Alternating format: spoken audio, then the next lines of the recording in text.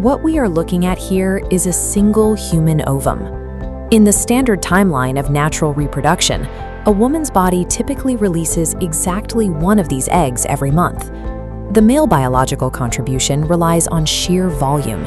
Millions of sperm are deployed at once in a race toward that single target, with the reality that only one can succeed in fusing with the egg. But this natural system is fragile. If any single variable falls out of alignment, the entire sequence can break down long before fertilization is ever attempted.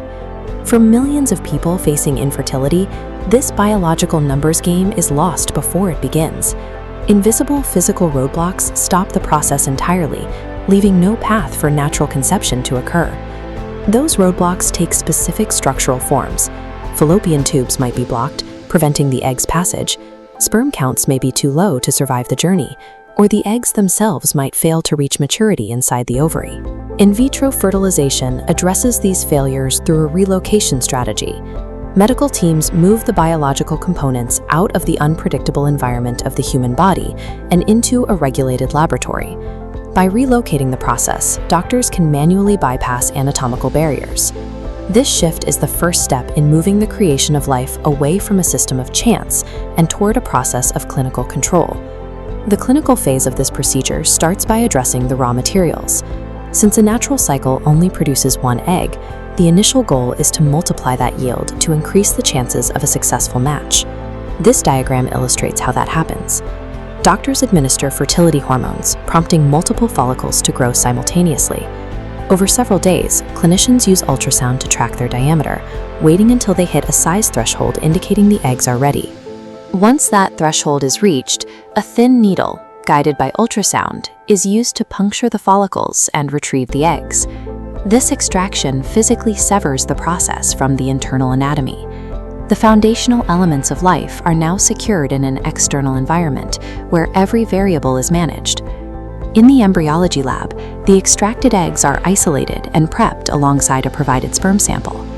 The baseline method of IVF eliminates the distance of the natural sperm race. Technicians place thousands of healthy sperm directly adjacent to each egg in a controlled dish, allowing fusion to occur without the anatomical journey. However, if the sperm cells lack motility, they may be unable to penetrate the egg's outer layer, even when placed in immediate proximity.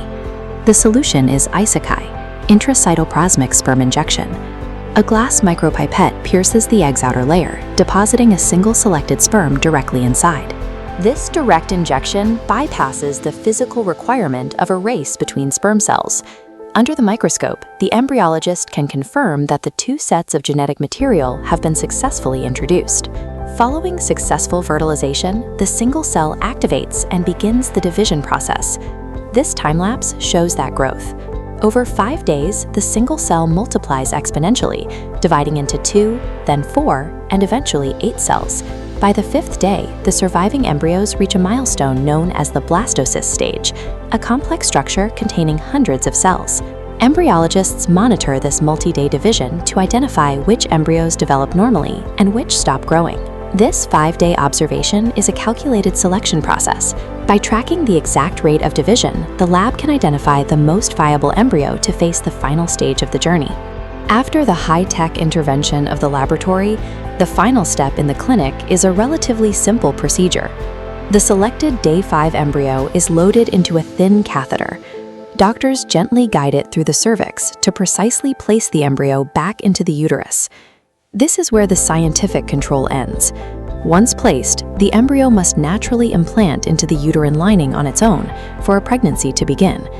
Science has provided the bridge over the physical barriers of infertility.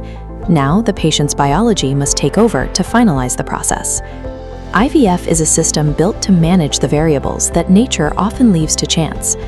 Today, more than 12 million people are living proof that when the natural path is blocked, a laboratory can provide the starting point.